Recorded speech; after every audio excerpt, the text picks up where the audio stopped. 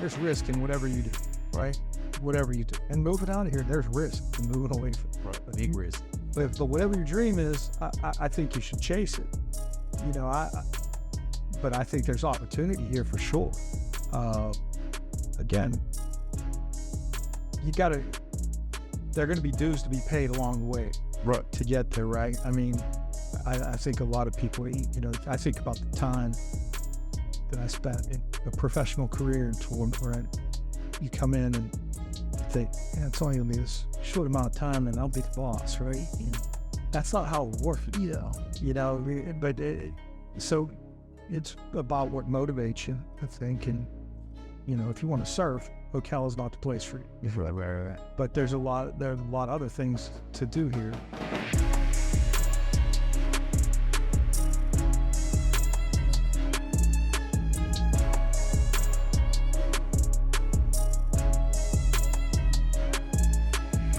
So let's get in our conversation. So sit here with Mr. Pete Lee. Tell us about, so many times you get caught into seeing Pete Lee, the city manager. Okay, he's the city manager. He got it all figured out. He doesn't have anything going wrong in his life. But I kind of want to take it back to the beginning. Tell us, you know, who is Pete Lee? Yeah, tell us. So nothing's ever all right. If there were no challenge to the job, you wouldn't need it. For sure. You wouldn't need us, right? So I was born south of Pittsburgh, really blue collar place in Charleroi, Pennsylvania, on Monongahela River. Went to West Virginia University, got a bachelor's degree, got a master's degree at California University of Pennsylvania. This is a quick trip through life. Came to Florida, and eventually, a couple of years into being in Florida, ended up in the Ocala planning department. Was hired by Paul Nugent, who was a planning director, subsequently became the city manager. I'd left and went to the private sector. Worked for about 10 years in the city, worked for a small development firm, came back and worked at the city. And since 2009, I've been planning director, assistant city manager. So that's the quick trip through, but I've always been involved. The whole time I've been working in Florida, involved at the outward-facing piece of community development, working in the neighborhoods, working with developers, working with community groups, which has been a real positive in my life. I think that's, you know, I really enjoy it, and I enjoy interacting with people, and probably have had some chances to leave here, and we did the 2035 plan beginning in 2010. That plan has been a good plan. It also included the West Ocala plan. We've implemented those plans. And, you know, I mean, it's harder for people to tell. We know, and we'll continue to do that. And I see the things happening that are going in a positive direction. That's really why, you know, I stayed in Ocala. I think it serves me to serve, which is a big part of my leadership style. You and I have talked about some of the things that I believe firmly in, you know, a Stoic philosophy, but also a servant leadership philosophy, and that anyone can be a leader. Your title doesn't matter. We serve one another. The city employees, you know, I tell them all the time, it's servant leadership. You're not a servant in the sense that you may think, but you are a servant to the people. You're a servant to each other. For sure. And so, you know, at the base of a lot of what I do is servant leadership and being emotionally sound and understanding we are emotional beings, but we don't have to make decisions with emotion. We make our decisions objectively and do the right thing. And so, you know, that's kind of who I am and what I believe in. I love it. So you a couple things I want to touch on there, but so for the sake of the conversation, I'll come back on the back end because I want to ask you about the Pittsburgh. So we always hit a steel line, all that stuff. I want to learn. I want to hear more about it. We'll touch on the back end. One thing you said just now stuck out to me. You said you had opportunities to leave here, but you didn't. So we were just communicating. There was a Facebook post that stated Ocala isn't it. Basically hashtag something else, but it basically was stating I got to get up out of here. Over like 500 shares. People throughout the comments are, you know, stating why Ocala is and why they should go to another city and go do something else. And you as the city manager, I want to see, how does that make you feel knowing that mindset is going throughout the city? And what information can you give, I guess, in this moment to make that person change their mind if they want? Because there's a population of people that maybe our age that, you know, don't see the growth or don't see the opportunity. What is something you can say to that? So I think if you look at a lot of the demographics, we're moving in the right direction, right? We have better paying jobs than we had 5 years ago, 10 years ago. And comparatively, I know that there's inflation, but we simply have better paying jobs. We have more opportunity. Market's kind of funky. I know it's tough. The housing market's been tough, but you know, that stuff will level out. I think we're in this growth phase, and you want to see all boats rise, right? You want to see the water bring up all boats. Every place is not for every person, right? If you like big cities, you might not like Ocala. If you like relatively low crime rates, Ocala might be for you. The crime rates, love it. I mean, relatively, in a lot of places. I'm not a big, honestly, I'm not a big social media guy. Mm-hmm. You know, the University of Google and the University of Facebook, they don't do it for me. And that's not where I go for my information. So no, I'm not sourcing from there. And there's nothing wrong with that. I understand, you know, how it's used, why it's used. It's great for some things, but it's not a great place for research. And you know, put my stock in you know, the real indicators, right? Are our wages going up? Can the blue collar person afford to find a place to live? Can we make sure that we've considered workforce housing, that the things that go along with that build income to the city? It's not going to be, you know, 1 million people in the city. There are 400,000 people in the county, about 70,000 in the city. I've watched it take off slowly but surely, and it's ready to J up, right? I think as we get the housing types that are more urban, that we see some of the urban infill take place, raises the taxes, we engage philosophically and practically some things that we need to across the city, whether it's in West Ocala, North Magnolia, places that have been a little bit slower to grow, slower to see investment put in them. There are opportunities for impact investing to get investment into those places. And so I don't really focus on the negative. People are going to say, it's not the place for me. That's fine. I owe it to the people who I work for, and to the citizens of Ocala, and the people who come here to visit, and the people who come here to work, and the people who come here to get into business to do the best that I can, to make sure that it's beyond livable. It just can't be, that can't be the goal. The goal's not mediocrity ever, right? The goal is to be the best. You know that. I mean, we guys have endeavored to get on fields and get in life and do what you're doing with cut different. Mediocrity's not what you chase, nor am I. And so, you know, you can say, yeah, I'm out of here, or we can do what you're doing and what I'm trying to do, and make sure that we concentrate on trying to make it better, and better for everyone. Are we going to check every box?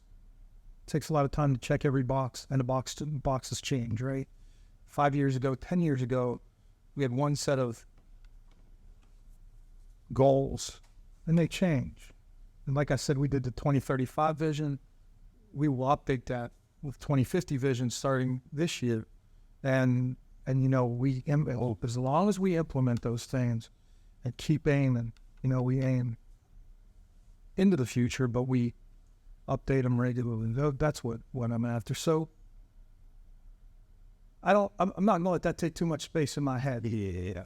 So, but all right, and I definitely understand. So mediocrity is something that I don't think, like you said, either one of us on the stage, we always want to strive for better. So, and I get the fact that, you know, those when you say social media, there's social media is used for bad. I just go out and flat and say it. You know, some people use it for negative reasons. However, there, when we say, we want to better the city, we want to better the community, those are the people that, even though they're on social media, it's like, how can we reach those people? How can we reach them in a way to get them to understand that there is better for our city, and how can, what's in place for them to help them elevate it, versus feeling like this isn't the place to be because of it. Yeah, I don't think social media is all bad. I just think sometimes when things like that are just blasting, if world, it's done, like I said, I don't use it that much. So I love usually when people send me something. Right. And that's it. I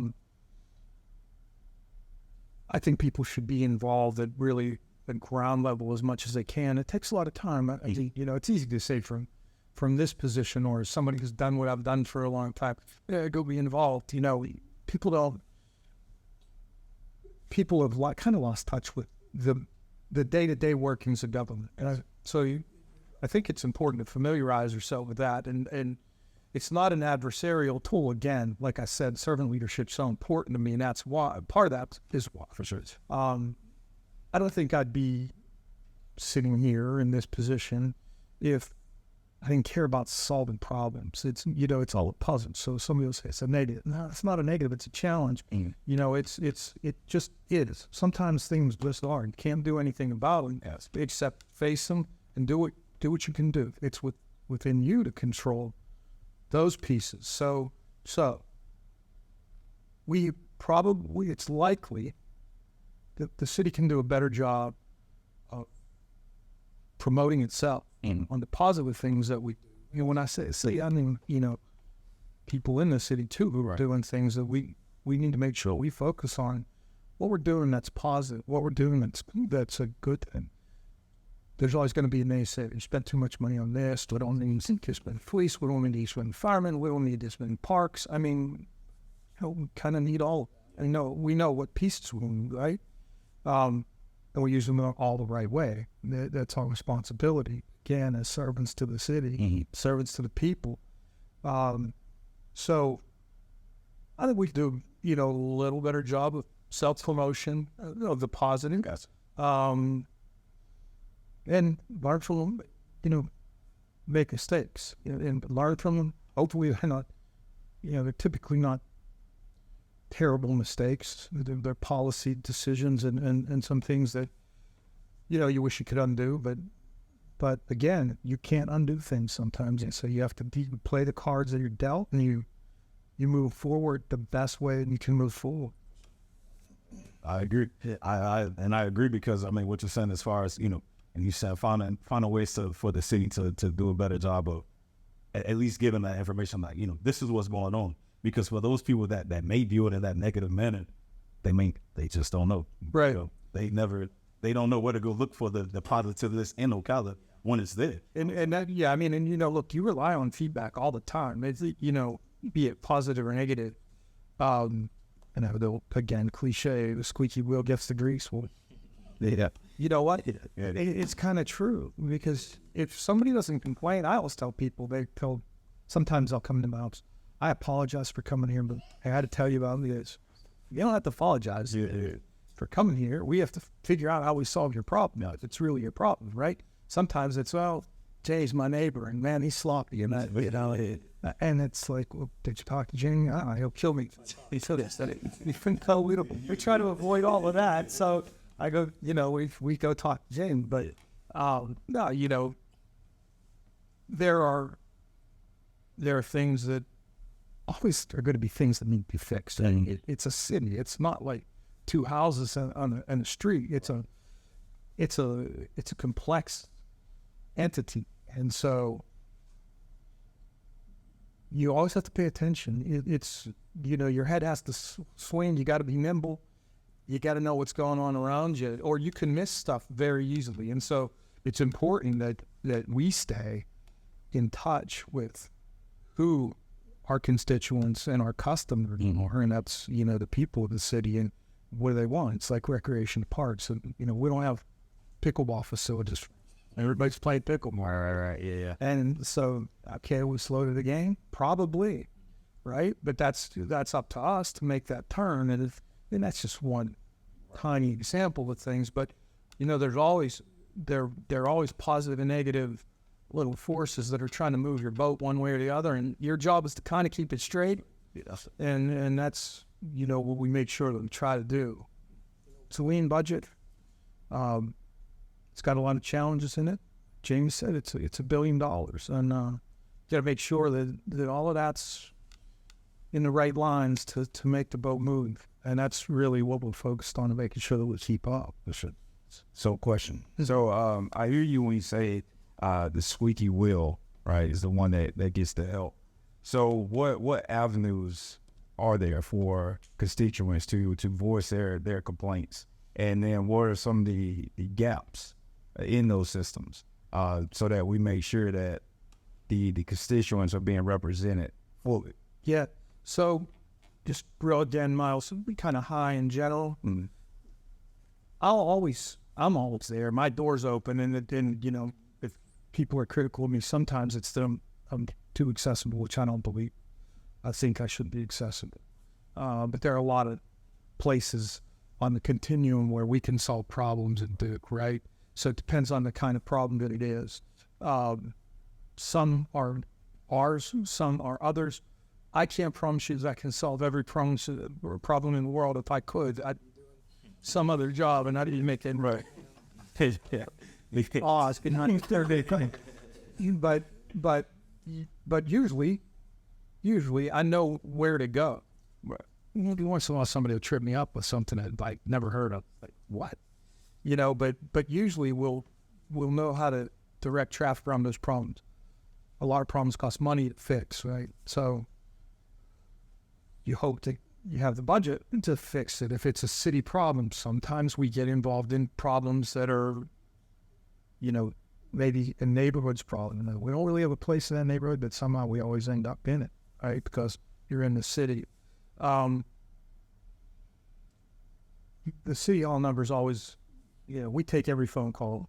So we don't say, no, we can't help you, and hang up the phone. That's never going to happen. If it does, I'm wondering who did it. Right. Because we're going to try to help you get to the end before you go. Well, I get a lot of interactions, a lot of emails, a lot of phone calls. Sometimes I say, hey, this person, that person, can please handle this for me and get it done. I have really good staff who gets things like that done. So if it's a city issue, especially if it's when I say infrastructure, I don't mean just the physical infrastructure. I mean the people and the facilities and the water and sewer and roads. We handle all of that stuff. There's always someone there to talk to, and if you can't get anyone, you should call Pete Lee directly, and we will get an answer and hopefully a solution. I hear you say call Pete Lee. And it's funny. So even when you explained earlier, you were talking, I kind of try to take myself not into the Jamie who I am now, the Jamie I used to be.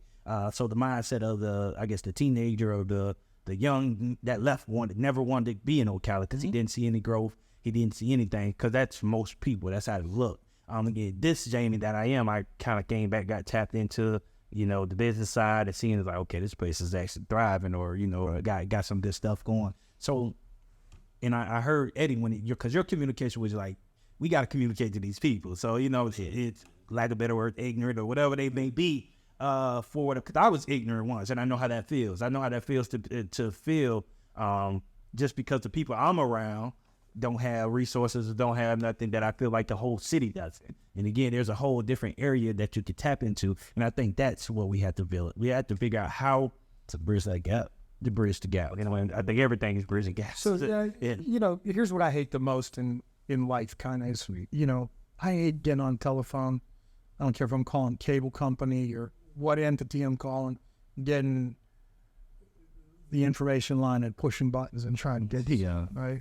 So if it's, part of it is, people say, it's the city manager, so what? I mean, I'm a person. Mm-hmm. Then, I want us to solve problems if there are problems that are solvable. And so I understand I understand the part that you say, well, it's kind of, we just don't know. It's an ignorance of sorts.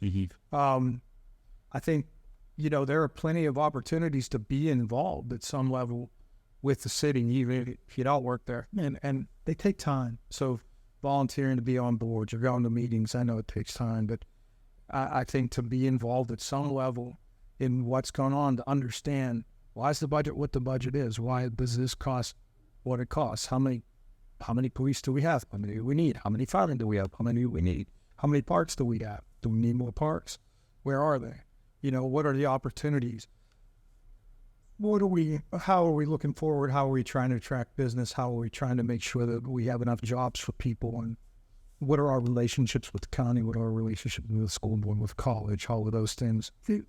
There's, I guess, a lot of nuance. I try not to be smug with that information because I know I've been doing this for a long time, a lot of my life, right? So some things I just now know. And I'm always cognizant of that people don't know. So, I tell our staff, remember, you treat them like, you treat people kindly and you treat them like they might not know, and you help them along and you'll find out what they know as they go. Right? And then you try to strengthen their relationship to knowledge of what's going on. Look, some of this stuff is nuanced and difficult, and there are things that I've dealt with in the last month that leave me scratching my head. Yeah. So, you never know everything, but you should ask, and you should take advantage of the relationships you have, not abuse them, but certainly take advantage of them and say, hey, I need to know more about this, or this happened on this street and I don't know why. People call and say, there's water leaking over here. It doesn't matter when it is. I make the fun. If they tell me, I call and we get the water leak fixed. For instance, those to that level, I'm involved, but it's the job that it took. So when people are critical of, well, that's not the job they took. Yeah, it is. I got a certain way that I can do this job, and it's, let people work. Tell them what's important to me, like I just told you. That we are servant leaders. There's no need for us if there aren't citizens, if there aren't, if there's no city. So we're needed, and we have to make sure that we're doing the job for the people, and we realize that we provide service. And that goes top and down. And, at times, this is the job, and to stare down the gun to a job. I should be at the point if my people are in trouble in some way, I'll be at the front. Otherwise, day to day, let them do their work, and hopefully they'll do it the right way. And messaging is important, and I think that's a place where we need to be better. Everybody kind of needs to be a little bit better with the preciseness of the message and conveying actually what you mean, which sometimes people have trouble with. Yeah. What's got a tough job? Yeah, no. I was going to ask. So that question came out. What's the tough part of your job? Yeah. So that's going to be the back. But so we haven't even explained. So the city manager, a lot of people don't even know what's your role, what's your duties, what, like for you. And briefly, you could just explain what is the city manager? What is your role? What is your? That might be the hardest part of it. What I do every day, because it's broad. So we have 20 departments. It ranges from the airport all the way out west to engineering and public works, and over on the east side of town, water and sewer. So, all of the infrastructure provision. We have our own electric department, as I think you guys know. I don't have the police department under me and fire under me.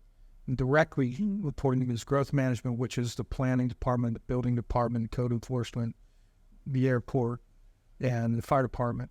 And then I have an assistant city manager, a chief of staff, and a finance CFO, chief financial officer, and they have certain departments that would go most with them. Assistant city engineers or assistant city manager is an engineer, so he's got some of the outside departments, plus parts of RAC. and then the others have some of the inside stuff. And you know, what it involves, it's a big communication job. It's really, I use a few different analogies. I mean, it's a head coaching job, right? You know, you're a defensive coordinator, an offensive coordinator, and a special teams coach, and they have to coach, and under them they have position coaches, and they have to coach, you know, and so it ranges from personnel to operations to budget and finance, to, you know, land use and zoning and fleet and facilities, looking at the paint color in the hallway. You know, it's a broad job and a lot of citizen interaction. And when someone calls me to speak at something like this, or to speak at anything, to be there and to be willing to do that, and to hopefully be able to encapsulate whatever subject it is. Like, you know, I'm to the state of the city in a couple months from now, and that's important. I have, again, coming from planning and development background, I have kind of a love with the physical city. I like to look at city structure and see what's missing and what's working, and figure out how to kind of make it better financially. You know, what's it look like downtown in 10 years, 5 years, 4 years, and how do you increase the tax base, and how does that equate to better quality of life for people? Because really, at the end of the day, you know, that's what we're shooting for, is we want to be fiscally sustainable. Right? Got to be sustainable. You can't grow to the ends of the county. It's not in any of our best interest, as far as I'm concerned. But how do I maintain fiscal sustainability and solvency as we move forward? Make sure we don't get out over our skis. You know, so we have to be responsible, and then ultimately, at the end of the day, be an economic hub, and make sure that the quality of the place, the whole place, is the standard that we want it to be. Which, again, mediocre's not in the vocab. I love it. It's funny, right? Just after graduating from high school, college, 2013. You know, I go Florida for what is it? My Florida. I come to, and I see city manager, right? Yeah. They see the position, and it tells you, it doesn't tell you all the things that you're discussing now. So when you look at it, like, man, I could do that job. No, you could keep getting to that. Yeah. It's pretty. It's funny. Sitting here, cause my mind just constantly wraps around trying to figure out, like, you know, like we said, bridging the gaps, and just the conversation that we have, and just how can we best get this information to the people? Again, I think that's why we're all here, is like, how can we get the people to see that, okay, you have a city manager that's actively trying to make this place better, and, you know, he cares about the citizens. And for yourself, I was thinking about this as well. So how long have you been in the position? I've been in the position officially about a year. A year. So you're quite new. So is there some things you've seen before? So before you came in, they just say, I got to get this changed. What are some of those things you're like, this has to change under my leadership? There are some things like that. There are some things that you come in, and I can't change that. I wanted to change it, and I can't change it. Yeah. You know, and those are the things that kind of keep you up at night. Yeah. You know, look, I think there were some things that we addressed pretty quickly when I got in. Some discrepancies in how people would pay and what they would pay. You know, it's hard to hire. I don't care where you are right now. It's hard to hire, and you want good people, and you don't want to leave, and you hope that they'll grow. That's, you know, not unlike what you do at Cut Different. It's the same for me, is how do I grow the guy who maybe finished high school, gets a job?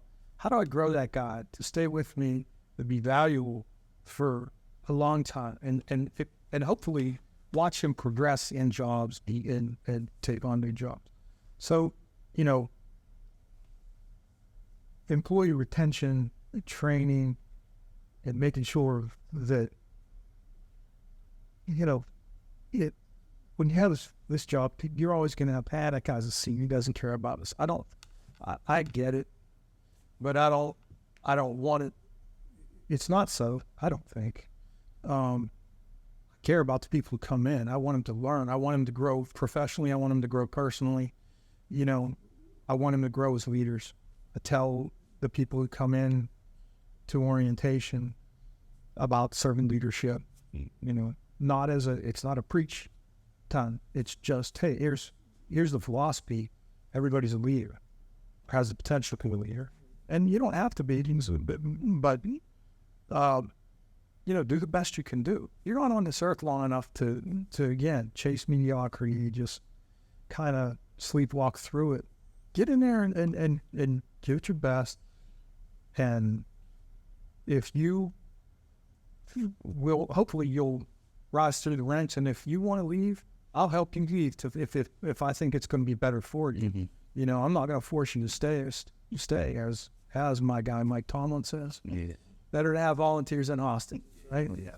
And so, you know, some of those things, making sure that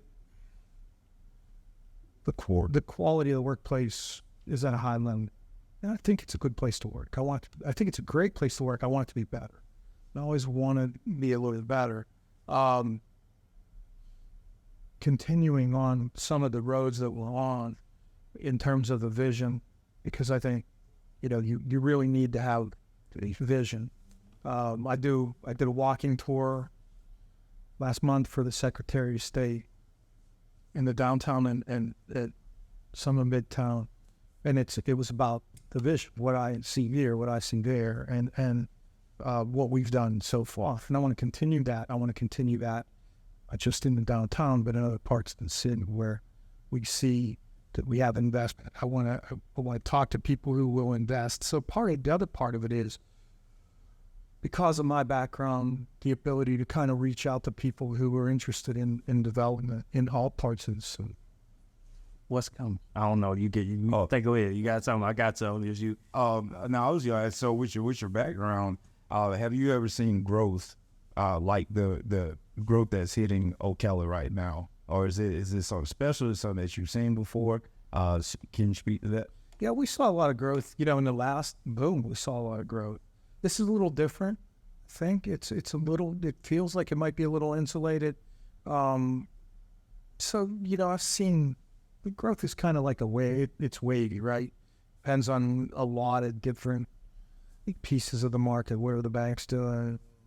What's popping up the market? But I think there are a couple of things.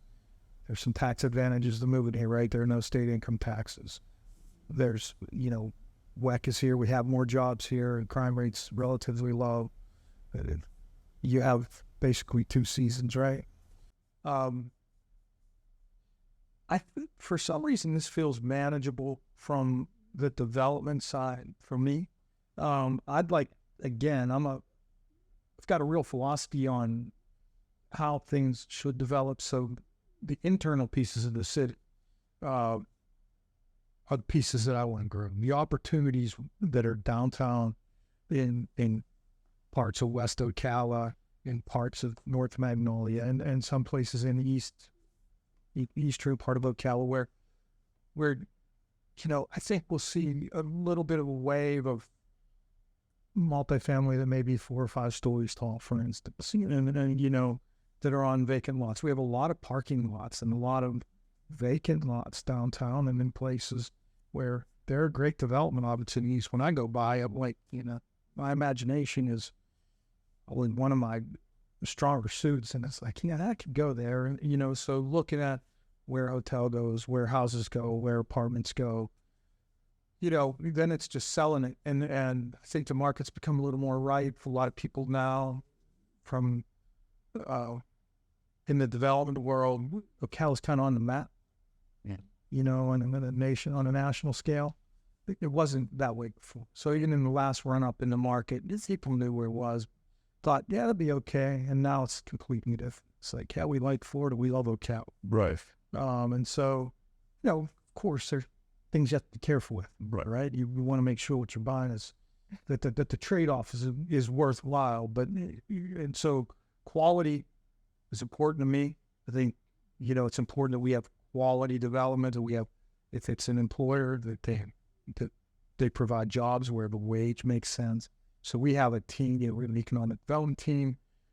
It's relatively small. They work with the CP, but, they look at anything that we participate in that the city gets its money back relatively quickly. So, we're looking at what's the return on our investment, Right. how quickly we get it back. And that's important to us. And so with that being said about the growth, what would be your advice to that viewer, that listener out there that may not be actively engaged right now? What's the tip for them to take advantage of this growth, this wave that they're on right now? Is this the time to go full in on, trying to make something big here, or, anything of that nature? I guess it depends on what you're doing, but, a lot of industries I think will thrive. The development game, that's a big money game. Yeah. And, it's hard to break into without someone who you really, really trust. Right. Which there may not be that many people who I really, really trust to take me into that world. There are people, but, I think in those terms, well, if that's what we're talking about, there are opportunities there, but again, it's a dues-paying game to get into the building and development world, even with houses, right? We need affordable houses. Not only affordable, because that's kind of the technical term, but also workforce housing that people can afford to be built. Again, it needs to be quality housing. There are a few guys doing it, not a bunch of people. So there's some opportunity for things like that. You have to learn the nuances of that game, because it's not a game you get to make mistakes in. Right. You make a mistake there and you have a problem, maybe. So, but I think that we're seeing an increase in population. So I would tell anybody who wants to do something, run at it in a hard and honest way, right? So find a mentor. If you want to go into business, do a real business plan. I don't know, plan Bs tend to be, some people don't like to have, but some people want them. But make sure that you go in with your eyes open and understand there's risk in whatever you do, right? Whatever you do. And moving out of here, there's risk in moving away from it. Right. Big risk. But whatever your dream is, I think you should chase it. But I think there's opportunity here for sure. Again, there are going to be dues to be paid along the way, Right. to get there, right? I mean, I think a lot of people, I think about the time that I spent in a professional career in tournament where you come in and you think, yeah, it's only going to be this short amount of time and I'll be the boss, right? That's not how it works, but so it's about what motivates you, I think. And, if you want to surf, Ocala is not the place for you. Right. But there are a lot of other things to do here. And so I think you just have to go in recognizing, for instance, I went to the private sector, the economy went topsy-turvy, some things happened, and, I ended up back, kind of knocked down a few rungs in terms of where I was before I left.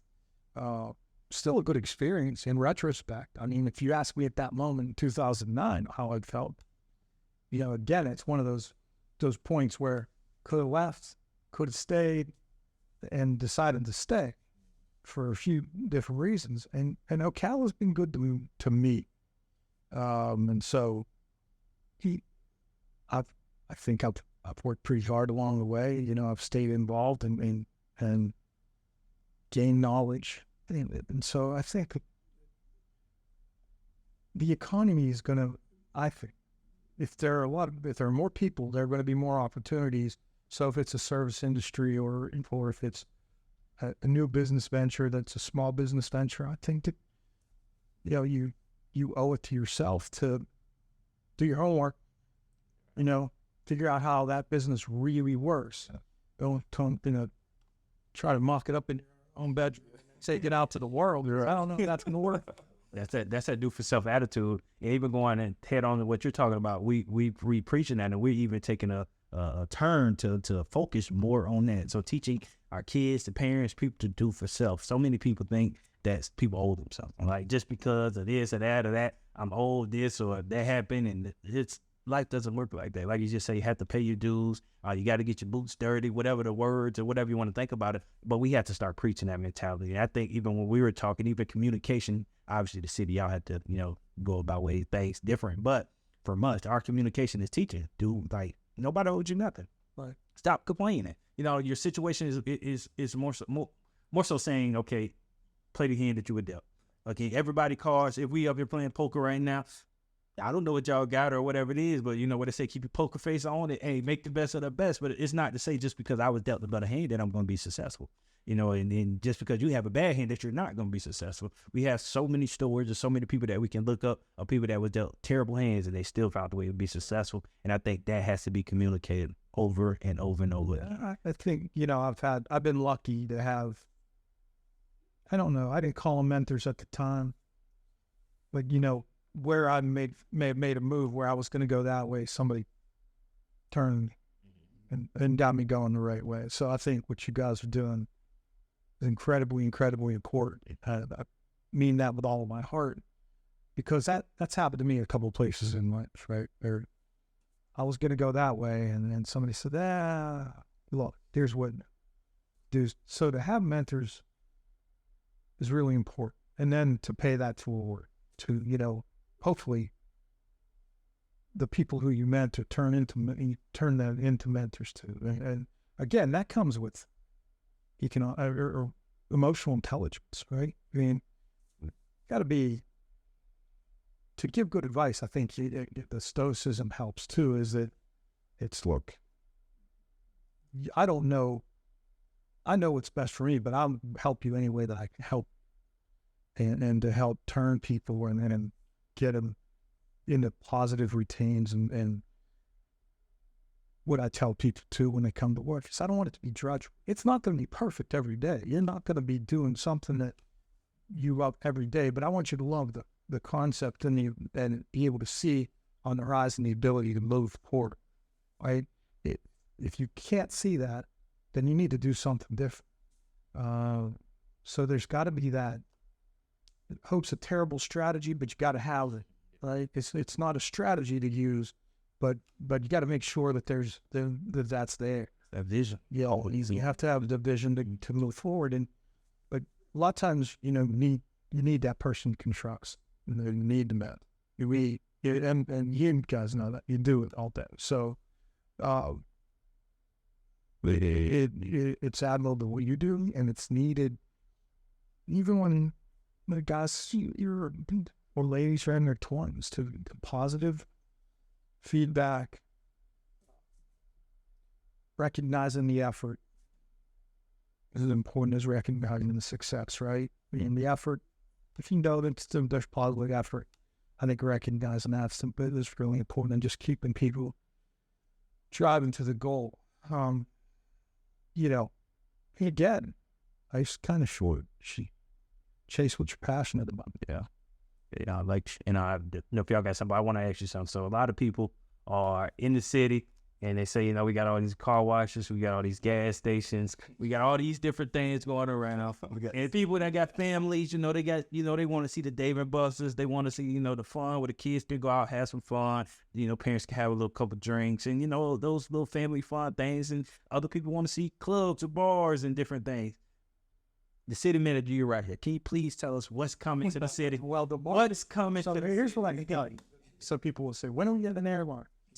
Get an airline when an airline wants to come. Yeah. Get a Dave and Buster's when Dave and Buster's wants to come. We don't have a lot that we can absolutely do about that. We can't put a prohibition on gas stations. I think there was even some legislation this year. You can't tell gas stations they can't come. When the market's right, those things will come. I could tell you a lot better 3 or 4 years ago what was coming to town. Now I look at sites, because of the job that I have, and you go, what is that? Yeah. I have to call somebody up and ask them what it is. Yeah. So, it's a little different. It's like bewildering a little. I'm like, darn, I didn't even know what that was. But, there's a little bit of a period of time here now where some things are changing. I don't really even know all the news that are coming into town now. But, it's market driven. I tend to be really focused on a lot of kind of the 40 corridor from downtown to the gateway at West Ocala. How when you come in, what's it look like? That's what's important to me, because I remember coming in the first time and it needs some work. Yeah. It still needs some work. It still needs some work, and so that's one of those things that in 2050 is I'm gonna if I get a vote, I'm voting on it. Then we need to make these gateways look good. When we come into this town, it should be special. As we go through, as we come off the interstate, it's interstate type stuff. But then when you get 27th Avenue and you get into the West Ocala neighborhood, that should be commerce. So much has happened there, so much break stuff. So it's a good I gave you highlights a lot of the important things that people did before us. And then downtown, seeing downtown kind of come back alive. Those are the things that are important to me. So it's more of a higher level of what's coming. Well, there are a couple of hotels coming downtown. There, some multifamily. There's a lot of multifamily coming out of the ground everywhere. People say, that's not exciting. Well, it kind of is, because to support those other things that we want, the four of us can say, I want this, I want this, I want this, I want this, and it's all different. But to get those things, you need feet, right? You need people in cars and people walking down the street to get those things that we want. The Dave and Buster's and whatever they used to, Costco. Costco. Want a Costco? That's what they want. They don't have a wide for sure, but I hear it all the time. Wow. Yeah, why walk? Can we do that? Please. I'm going to be the first one down this. We gotta be having fun those lives. But even so, to that point, the raw waters was something, man, we always grew up there, all the other, but things like that. So you don't know of anything. Well, we've had, the development side's fun, because you'll see somebody come in, tell them a big idea, bring plans that are drawn. So they've spent money, right? And then we had a water park come to town probably 4 years ago, and never happened. Yeah. So, I don't know why. I think Can we call them back? oh, yeah. You gonna invest in a water park? I just want to come. Just what come. You cut your money out already. Yeah, I think I think we're gonna hit a wave. We'll see what the interest rates do and what happens in the housing market and in a short term. But in a couple of years, I think 2025 was going to be a year where we'll see, some of this development that goes along with housing happen. It's happening. Some things are happening out there. People have ideas. Airport development. We have 400 acres at the airport, and there's a lot of interest. They want a tire kicking. It's like, people can. It's a lot like people looking at a car. Oh, I like this land, but okay, how much do you like? And what did you put there? I mean, everybody knows Buc-ee's is coming to the county. I've never been to a Buc-ee's. I'm not sure I'm going to the Buc-ee's. You gotta go. There'll be a lot of people there with you when you do go. I want to read something to you. So I pulled, I was doing all the research. Am I afraid of it? Yeah, and I don't be afraid. Don't be afraid. But I just want to see how your perspective and your take on this. So I'm anxious. So Kevin Sheely, you guys, I don't know about your relationship. You can speak on that. But before you took the job, there was a statement Kevin Sheely wrote to the council. And I'm pretty sure you're aware where I'm going. I'm gonna read this so everybody else can hear it. I want to get your take on how did this make you feel when you heard this? We understand and know that Pete Lee has done a great job in the interim role and understands the desire by some council members to dispense with the search. We think this would be short-sighted and ultimately unfair, both Mr. Lee and as well as to the city. You want to know that you have the best candidate serving in this position that he or she was chosen as the best candidate. A search affords you the opportunity to ensure that that is the case, and ultimately, if Mr. Lee is the selection, to know that you truly have the best leader for our community. This request should in no way be seen as a slight to Mr. Lee, but on the contrary, the belief that by going through the process and giving his application the strong review it deserves, you are securing both his and the community's success. So I read this. I see a bunch of contradictions in this statement. It's all over, But I just wanted to hear so for yourself, because I'm a guy. I got a lot of motivation. I'm a go-getter. And so when I feel like people call me out, it makes me feel a certain type of way. I just want to know, what this message, how did it feel to you, Mr. Lee? How old are you? I'm 20. Yeah, see, when I was 29, it would have made me feel. It's noise to me. Yeah. In a certain sense. And then no disrespect, Kevin. I have a great working relationship with him. Mm-hmm. He is, the president of the CP. For sure. But he's not the person who picks me. Right. Or whoever fills this seat. And council does their job, and they chose me. And so, again, with no disrespect, it's noise. Yeah. It's I understand why they would say it, and that's fine. But doesn't it really hurt my feelings? Yeah. That's why I knew you would answer it like that. But I'm honest. I'm telling you, I understand it doesn't hurt. Like I said, it doesn't hurt my feelings. Does it make you take a breath and go, what are they going to do? I processed it completely different. Mm-hmm. Differently. I processed it as, okay, they'll pick me if they want. Mm-hmm. And then I'll make a decision. Right? So I get to make a decision at the end of that, just like I got to make a decision at the beginning. Right. You got to do it, and why you're not going to do it. Well, I wanted to. There were reasons why I wanted to do it. And I think my working relationship with Kevin, and I tell Kevin the same thing that I just said, but not today. And it's with all due respect. It's their decision. They knew that too. And so the 5 people who are my bosses ultimately make that decision, listen to input from them, but they also watch and see day to day. And there's more to this job than economic development. It's a big part of it. It's important, but there are so many other pieces of it that are, I think, like I said, I don't kind of know how to do the job one way, right? Yeah. I got to do it kind of hard.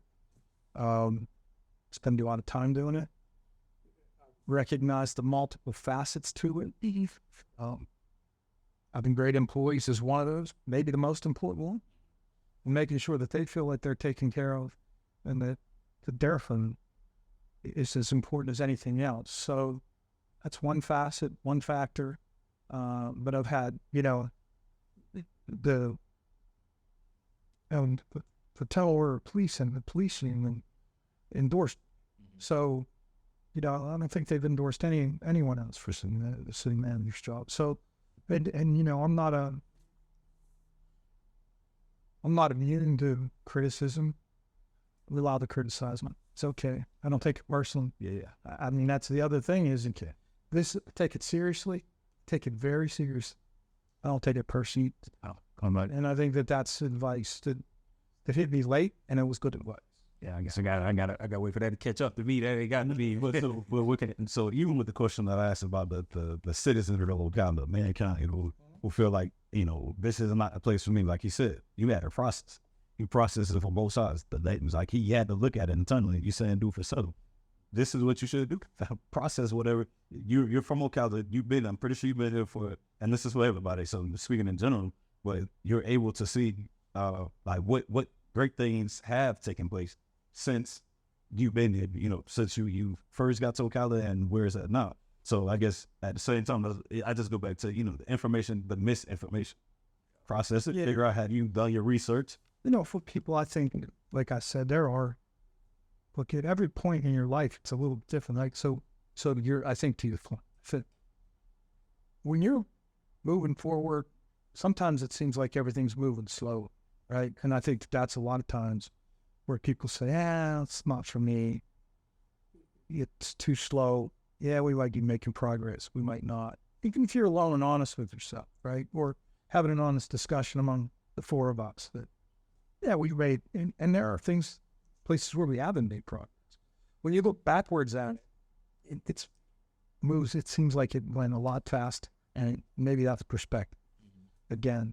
But I think that it's constantly, you got to stay at it, and I think it's been tough at different times in the city, even in the time that I've been here. But I think the last couple of councils have been broad. Their vision's been much broader. They understand the quality of life so important, and that's, in our business plan, quality of life's at the penultimate. It's the ultimate place where we want to strive for quality of life. So that's different for everyone, right? And so it's a kind of a little bit of a moving target, but generally what people want, pay attention. What have I got downtown? They want to be able to walk around. They want to be safe. They want to feel like there are enough parks, things to do, the things that we talked about. So that has become far more important. There have been times, in the past we've heard, it's small, it's always going to be small. It's this way, it's always going to be this way. We started this thing out. Sometimes it's viewed as there are two Ocalas. Well, not two. I understand that. And West Ocala is historic. That is part of the whole. It's got to be a part of the whole, and it's got to be connected. This connection, at the end of the day, a big part of that vision is connection. Mm-hmm. And how things work. And so, and how things interact. You still get to make a decision. I mean, if you think Tampa's for you, or if you think Miami's for you, or if you think, I don't know, somewhere in the woods in the Panhandle's for you, and that's where you should go. So, yeah, right? I mean, but I think if you want to be part of positive growth and things that are going to happen here are going to be positive, and this place is going to see a lot of, I hope, good growth in the next 5 years. People can participate in that. It should, like I said, the high tide rises all boats, right? Yeah. And that's the way that it should be. I like it. So, Miles, I know if you got some brewing, I'm gonna let you get one off. We probably at the hour mark, so we'll wrap it up for time. But do you have one, or are you good? If you got one, we'll let you finish your last question, and I'll wrap it up after that. No, I mean, pretty much hit every angle. I mean, we addressed the communication gaps amongst those. I mean, we hit that pretty early. Like you said, sometimes we live in a bubble, and everyone's bubble can be different. Your bubble can be where other movers and shakers of the city that understands or have the mindset that you do, but like you said, you've done it for so long, so certain things just you fire off automatically. Whereas with someone else, say, on different part of Ocala, their vision is so stunted. When you talking about a 2035 plan, you're talking about it with excitement because you see, okay, this is where we were, and this all the little steps we've been making to get to it. But to like the average person, you say 2035 plan, they're like, what is it? Tomorrow. Oh, yeah, can't see today. They're so focused on how they are. And that's, again, it goes back. Yeah. You're right. And again, to the point of, you got to do a better job of messaging, right? You got to do a better job of messaging the whole community. Worked a lot on 2035, and at the same time we did the West Ocala plan. So what was born out of the West Ocala plan? And again, these things aren't good, bad, they are. I think they're mostly great, but people have a differing opinion, and we can talk about. Mary Sue Rich came out of that plan. West Oak, where the Teal Golf Course came out of that plan. The Waterway George Park came out of that plan. There are some things that need to be done around that and in other places in West Ocala that came out of that plan. So the vision is not, it's not a document that you take and you put on the shelf. Right. And it catches dust and you blow it off. That's a document that you implement. And if you don't, you're not doing your job. We've been lucky. That's why, again, the broad vision, I think, of the councils over the last, dozen years or so, it has been do this. And we've had that guidance to, look, we're going to do these things in the communities and in downtown and West Ocala and in all of the city. We're gonna chase this, and we're gonna commit to it. We're not gonna try. We're gonna commit to it, and I'm gonna do it. We got a message about it. You got to get more people involved in those plans. Had some success and some, what I would say, it could be better. No, that's a two-sided. People don't have time. I get it, but I like it when people get to be heard. Everything evolves. Now in the city, in any city, it's a constant kind of evolution, right? So how things change, you want to make sure they change in a positive manner, that with places that things go. You want to make sure that you have resources at the locations where the kids. I mean, you go to the kids. Yeah. So it's kind of upside down from a lot of the stuff that we do, because for us it's a little bit more physical plan. Yours is human infrastructure and just as important, right? And so but it's the same way that you guys, I'm sure, talk daily, weekly about deployment to the places that you're going to go, who's going to wear what's.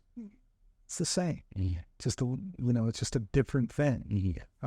And you gotta stay on it to do it just as diligently and chase it. And the plan starts to fade. The time gets a little farther away. Like now, it's been 13 years. It's been time to redo that vision for all parts of the city. So we look forward to doing that. But again, this time, we got to pay particular attention to the messaging and get people into the rooms. And, I watch some of the things that you have, all of us, we've been, and I see the kind of wave of people come and people don't come. And it depends on what the subject matter is and what they want to be heard on. And,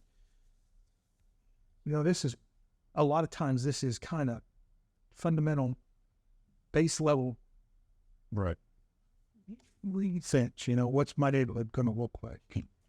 And you would think people would be more invested in that, but what we learned too is that oftentimes your biggest opposition or competitor is those quick hits on social media. It's the things that so easily snatch their attention away.